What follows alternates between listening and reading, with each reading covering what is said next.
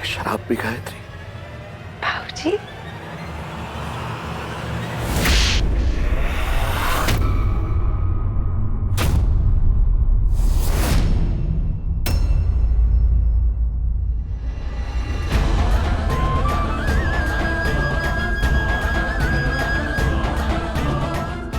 सारी दुनिया कहती थी मुझसे कि मत इतनी छोड़ दो अपनी बेटी को, और मैं उन्हें गलत मानता रहा। लेकिन तूने आज साबित कर दिया कि दुनिया सही थी, गलत मैं था।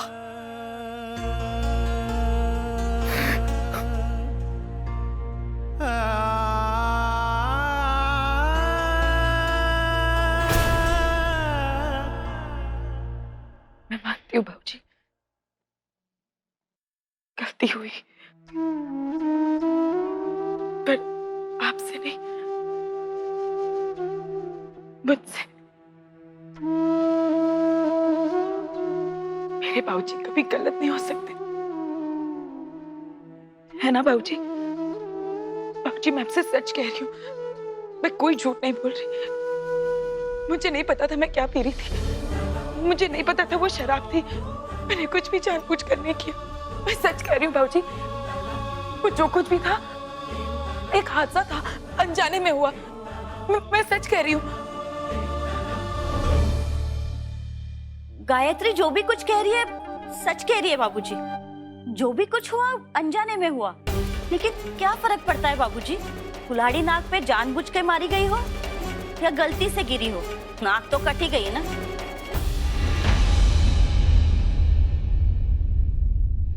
हमारी गायत्री बहुत समझदार है, पर है तो बच्ची ही। इतनी आजादी मिलेगी तो बेचारी को सही गलत की समझ कैसे रहेगी? हमारे लिए गायत्री को माफ कर दीजिए बाबूजी, गलती हम सबकी है। इतना प्यार बच्चे को मिले तो बच्चा बच्चा ही रहता है, बड़ा नहीं होता। भाभी और चंपा सही कह रहे हैं बाबूजी, गायत्री को अपनी जिम्मेदारियों का एहसास होना चाहिए।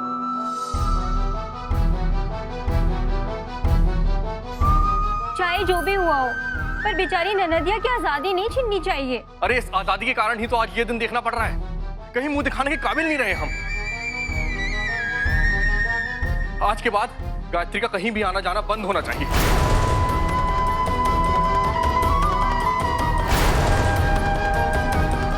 बाबूजी, मुकुंद सही कह रहा है, जो हुआ सो हुआ, पर आज के बाद गायत्री घर के बाहर नहीं जाएगी। हाय, मेरा तो ये सुनकर ही कलेजा फट रहा है, गंगा कसम। बाबूजी, कुछ ऊंच नीच हो गई ना तो हम मुंह दिखाने के लायक नहीं रहेंगे। सही कहा जीजी आपने। कल को नवेली बड़ी होगी, उसके लिए भी रिश्ता आएगा। घर की बदनामी हो गई तो उसका क्या होगा?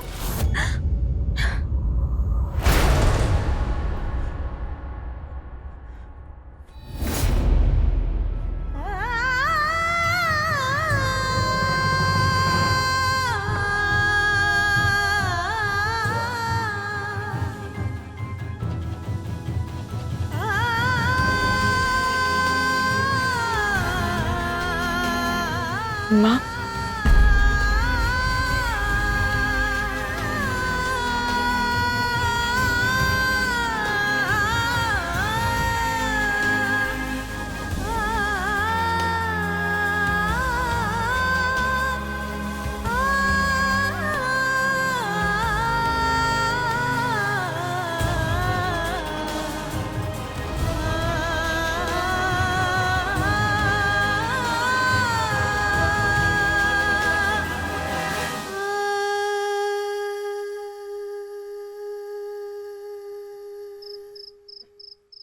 आदरणीय राजमाता प्रणाम।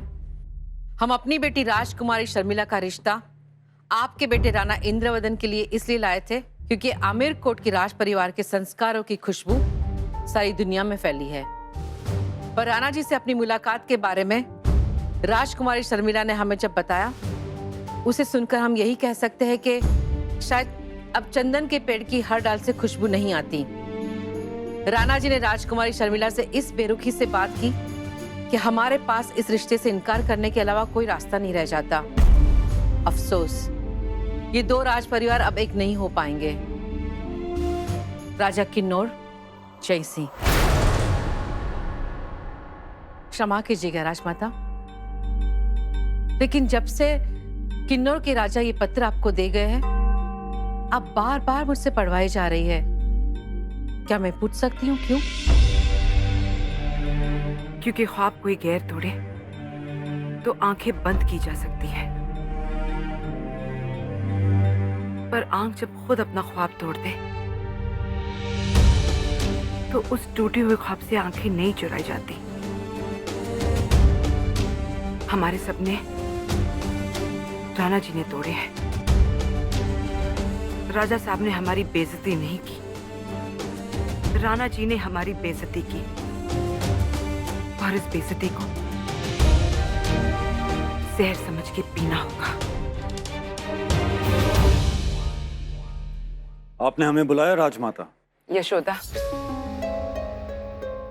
राणा जी को वो पत्र दे दो।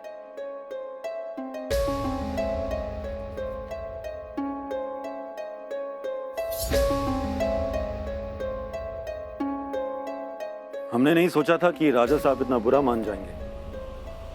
आप राजमाता, मैं बात में आती हूँ।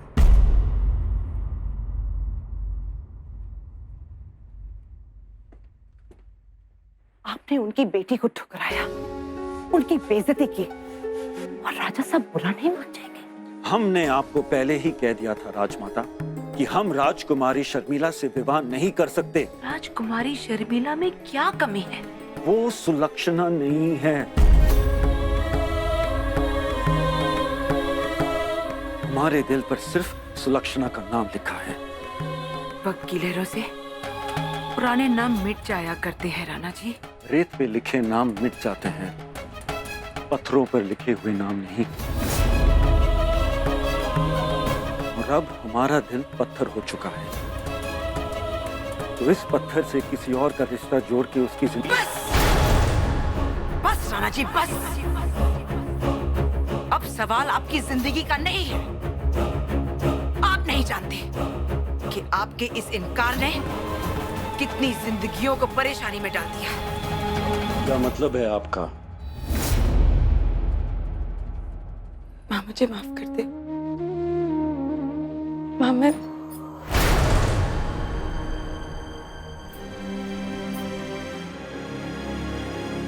मेरी गायत्री होती तो माफ भी कर देती,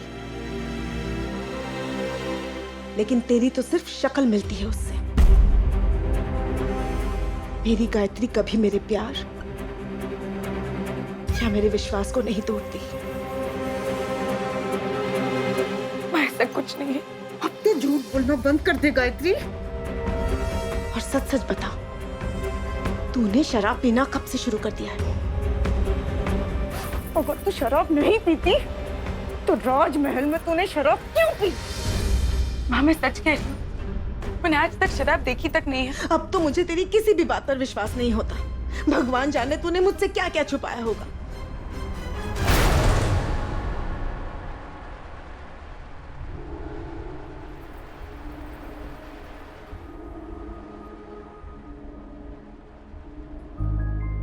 माँ, मैंने ऐसा कोई काम नहीं किया जिससे तेरा सर झुके। और बेटी तो माँ की परछाई होती है ना, और मुझ में तो तेरे संस्कार है ना, तो मैं ऐसा कैसे कुछ कर सकती हूँ जिससे तेरा सर झुके?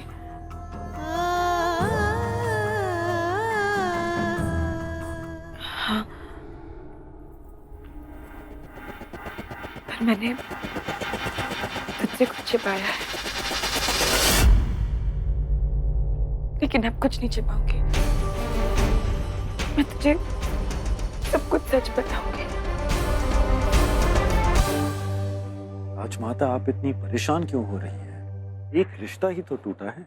सिर्फ एक रिश्ता नहीं टूटा राणा जी, उस रिश्ते से जुड़ी कई उम्मीद भी टूट गई है।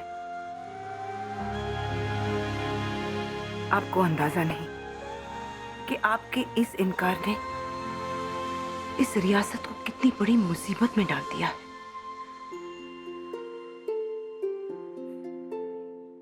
आइए। कम।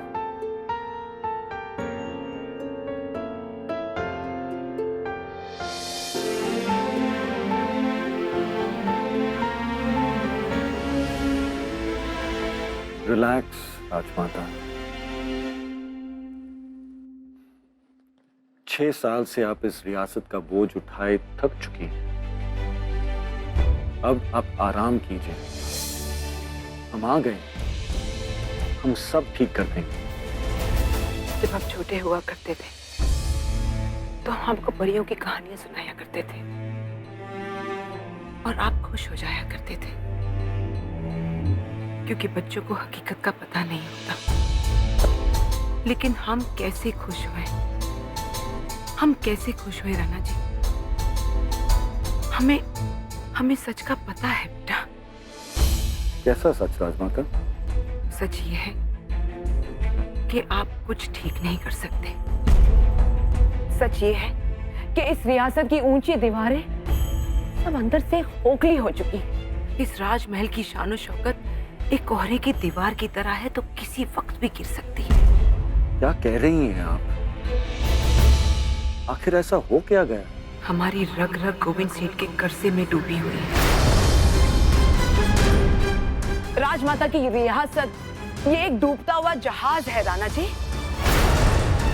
What? यानी कि शाही खजाना खाली है? तो ये सब, ये शान और शौकत, ये दिखावा, ये पार्टीज, ये सर्वेंट्स, ये सब गोविंद सेठ के कर्जे से चल रहा है। राजमाता ऐसे कैसे हो सकता है? इतनी बड़ी रियासत ऐसे बर्बाद कैसे हो सकती है? और आज तक आपने ये बात हमसे छुपाई रखी क्यों राजमाता, क्यों? आप पहले से बहुत परेशान थे, हम आपको और परेशान नहीं करना चाहते थे राणा जी। ओ कम ऑन राजमाता, राजमाता के पास और कोई रास्ता नहीं था राणा जी। हमने बहुत कोशिश की कि सच आपके सामने ना आए। हमने ये भी कोशिश की कि आप लगान दुगना कर दे, पर आप नहीं माने। हम आपका रिश्ता भी करना चाहते थे, तब भी आप नहीं माने।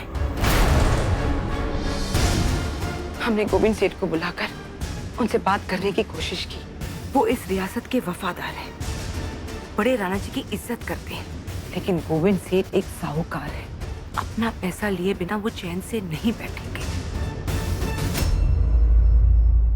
लेकिन राजमाता आमिर कोट को बिखरने नहीं दे सकते। आज एक राजमाता ने, एक माँ आपसे कुछ मांग रही है। हमें अपना आमिर कोट वापस कर दीजिए, हमें हमारा आमिर कोट दे दीजिए। मैं तो अपनी छोटी सी दुनिया में खुश थी ना माँ। मैं, मेरी किताबें और मेरे सपने, सपनों के बारे में बात किया करती थी मैं। पढ़ती थी, सोचती थी। सपने तो बस हम सोते हुए देखते हैं। पर फिर पता चला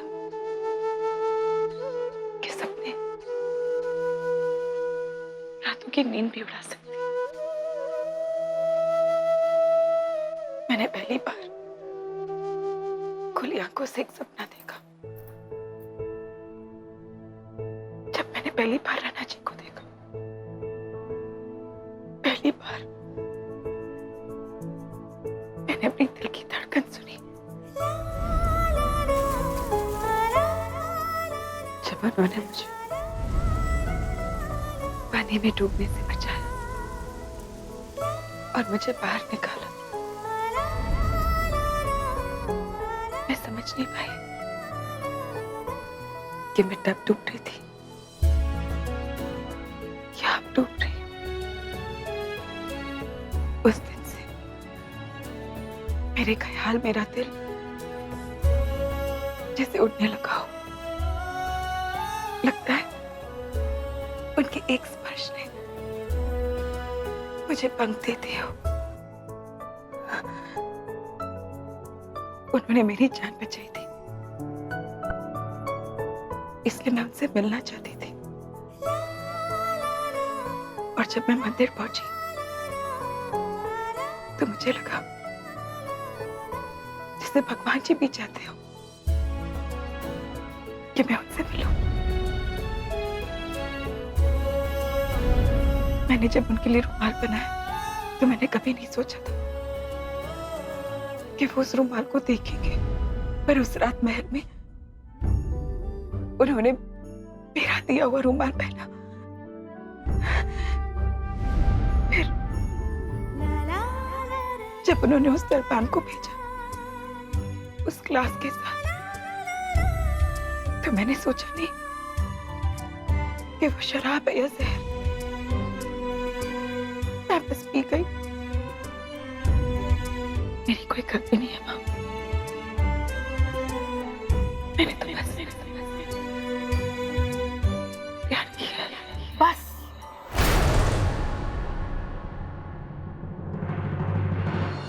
तुझसे ये किसने कह दिया कि तुझे प्यार करने का अधिकार है गायत्री? हिंदुस्तानी लड़कियों को प्यार करने की इजाजत नहीं होती। हमारी तकदीर, हमारे सपने, इस पर हमारा अधिकार नहीं होता। हमारे तो आंसू भी अपने नहीं होते। हमारी आंखों के आंसू किसी और की आंखों के लिए बहते हैं, कभी पिता के लिए, कभी पति के लिए। अरे भागन, तेरा तो भाग्य से पुराना बैर है। तू क्यों आंख से खेलने लगी? तेरे दामन में तो पहले से इतना बड़ा दाग लगा है। दामन के साथ साथ तू भी जल जाएगी। और हाँ, आज के बाद इस बात को अपनी जुबान पर कभी मत लाना, न मेरे आगे, न अपने बाबूजी के आगे, और न खुद के आगे। अब भागने राजाओं की दुल्हन नहीं बनती। अपने सपने को अपने आंसुओं से धो दे। रो ले जितना रोना है आज की रात, लेकिन कल सुबह इस बात की याद को भी तू नहीं लाएगी अपने मन में, समझी?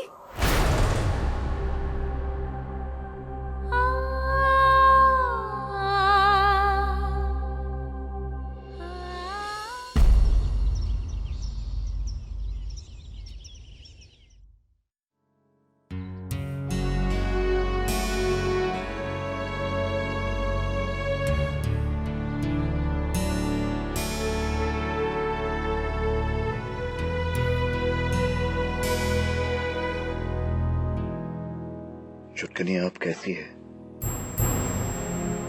मुझे लगता है हमें उससे बात कर लेनी चाहिए। उससे बात करने की कोई जरूरत नहीं है। आपने जो उसे छूट दे रखी है ना, उसी का नतीजा है ये। वो सोचने लगी है कि वो सपने देख सकती है, उड़ सकती है। शराब भले ही उसने कल पी हो, पर नशा उसे बहुत पहले से ही था। सपनों का नशा, आजादी का नशा। पर अब नशा उतारने का वक्त आ गया है। देखिए, इससे पहले कि कोई ऊंच नीच हो जाए, आप उसके हाथ पीले कर दीजिए। कोशिश कीजिए, कोई ना कोई अच्छा रिश्ता जरूर मिल जाएगा। दमयंती, उसकी शादी की चिंता मुझे भी है, लेकिन एक ढंग का रिश्ता भी तो मिलना चाहिए। उसके लिए जो भी रिश्ता आए, समझ लीजिए वो अच्छा ही है। तुम कैसी बातें कर रही हो दमयंती? मैं मेरी चुटकनिया का हाथ ऐसे ही किसी राह चलते इंसान के हाथ में थमा दूं? वो उसकी सारी जिंदगी का सवाल है। आपको क्या लगता है गायत्री की फिक्र सिर्फ आपको है, मुझे नहीं? अब तक आपने अपनी मनमानी की, और क्या हुआ? बात कहां से कहां पहुंच गई? आगे भी अगर आपकी मनमानी हुई ना, तो लड़की घर बैठी रहेगी जिंदगी भर। दमयंती, आपको मेरी सौगंध है, आप मुझे गायत्री के लिए लड़का लाने से रोकेंगे नहीं।